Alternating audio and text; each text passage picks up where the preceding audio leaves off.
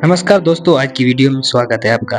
तो दोस्तों, आज की कहानी है वो बादशाह जो देवता बन गया। कदीम जमाने के दिल में जहाँ अजीम दरियाओं हवाओं से सरगोशियां करते थे और मंदर आसमान को छूते थे, एक ऐसा बादशाह हुकूमत करता था जो दूसरों से बिल्कुल मुख्तलिफ था।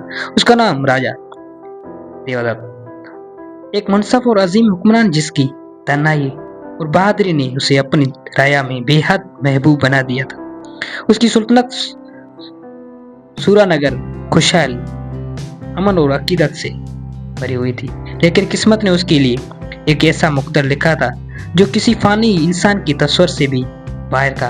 एक ऐसा सफर जो उसे इंसानों की दुनिया से बुलंद करती देवताओं के मकाम तक ले जाता। राजा देवदत्त एक मकदस रात को पैदा हुआ, जब आसमान पर सितारे एक खास तरतीब में चमक रहे थे। अलमाई नजूम ने पेशगोई की कि ये बच्चा गैर मामूली होगा और उसका नाम तारीख में हमेशा के लिए जिंदा रहेगा। इसकी माँ रानी आर्यावती को ख्वाब में एक अलमाई पैगाम मिला। एक सुनहरी रोशनी वाला देवता आया और उसके होने वाले बच्चे के सिर पर ताज रख दिया। जब राजा बड़ा हुआ तो उसकी ज़हानत, शफ़क़त और बहादुरी नुमायां होने लगी। वो फ़लसफ़ा, जंगी महारत, हुक्मरानी और मुक़द्दस किताबों की तालीम हासिल करता रहा, और जब वो 25 साल की उम्र में तख्त पर बैठा तो सूरानगर को एक ऐसा हुक्मरान मिल चुका था जो जंगजू भी था और दरवेश भी। देवदत्त की ज़ेर हुक्मरानी सूरानगर तरक्की करता गया। अदालतों में इंसाफ का बोल बाला था, कमजोरों को तो ऑफिस मिलता था और इबादत गाहें और मदारस फैलने फूलने लगी। रिया अपने बादशाह को महज एक हुक्म नहीं बल्कि देवताओं का भेजा हुआ मुआफ़िज़ मिलने लगा। लेकिन एक दिन किस्मत ने उसकी सुल्तनत को एक बड़ी आजमाइश में डाल दी। एक भयानक कहत पर खेत सूख गए, दरिया खुश हो गए और भूख व मायूसी हर तरफ फैल गई। मगर देवदत्त ने महल में छुपने के बजाय खुद रैया के साथ मिलकर मुश्किलात का सामना किया। उसने शाही खजाने से अनाज तकसीम किया, किसानों के साथ मिलकर खेतों में काम किया और देवताओं से दुआ की।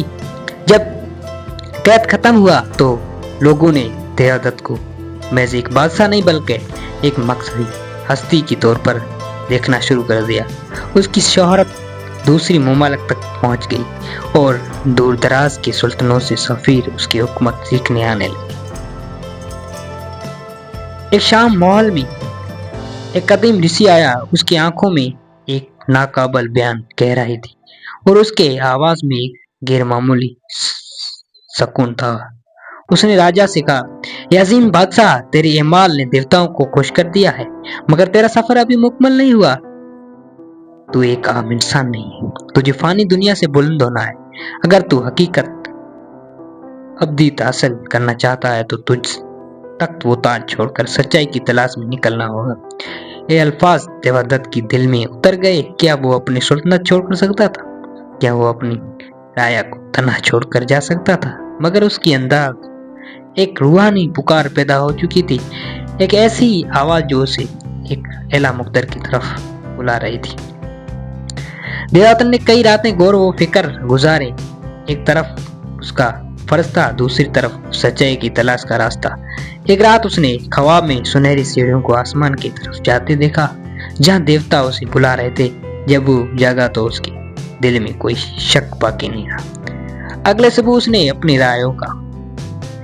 राया को जिमा किया और ऐलान किया, मेरे प्यारे लोगों, मैंने अपनी पूरी जिंदगी तुम्हारी खिदमत में गुजारी है, मगर अब मुझे एक और रास्ते पर चलना है जो जमीन से नहीं बल्कि आसमान से जुड़ा हुआ है।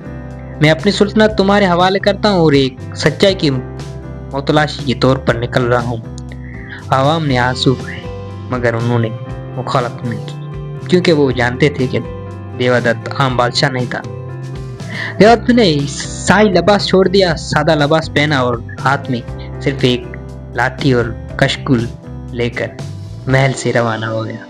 वो जंगल में भटकता, गारों में मरकबा किया और कई अजीम दानशूरों से मुलाकात की।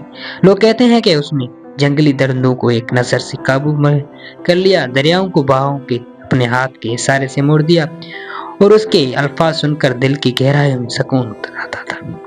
سال گزرتے گئے، اس کا جسم بوڑھا ہوتا گیا مگر اس کی روح چمکدار اور روشن تر ہوتی گئی۔ اس کے شاگردوں کو تعداد بڑھنے لگی اور وہ اس کی تعلیمات کو دنیا بھر میں پھیلنے لگا۔ ایک دن وہ ایک قدیم درخت کے نیچے دھیان میں بیٹھا تھا کہ اچانک آسمان گہرے رنگ میں بدل گیا۔ ایک سنہری رتھ آسمان سے نیچے آیا جس میں دیوتا سوار تھے۔ آسمانی روشنی نے راجا دیودت کو گھیر لیا۔ اس کے شاگردوں نے دیکھ کہ اس کا جسم آہستہ آہستہ روشنی میں تبدیل ہو گیا تھا، پر ایک لمحہ آیا جب اس کا جسم مکمل طور پر روشنی میں بدل گیا اور وہ زمین سے اوپر اٹھنے لگا۔ وہ اب راجا دیودت نہیں رہا، وہ دیوتا دت بن چکا تھا، یعنی دیوتاؤں کا تحفہ۔ اس کے چلے جانے کے بعد اس کی یاد میں عظیم مندروں کی تعمیر ہوئی جہاں اس نے نام کی عبادت کی جاتی تھی۔ اس کی پیروکاروں نے اس کی تعلیمات کو دنیا کے مختلف حصوں میں پہنچایا۔ کہانی ختم ہو چکی تھی مگر اس کی روشنی آج بھی زندہ۔ وہ صرف ایک بادشاہ نہیں، وہ ایک دیوتا بن چکا ہے۔ تو دوستو، آج کی کہانی آپ کو پسند تو آئی ہوگی، تو دوستو اس کہانی کی ایک لائک، سبسکرائب کر دیں، ساتھ میں بیل آئیکن کے بٹن پر دبائیں کیونکہ ہماری ملاقات ہوتے رہیں ہر روز ہر ایک نئی کہانی کے ساتھ۔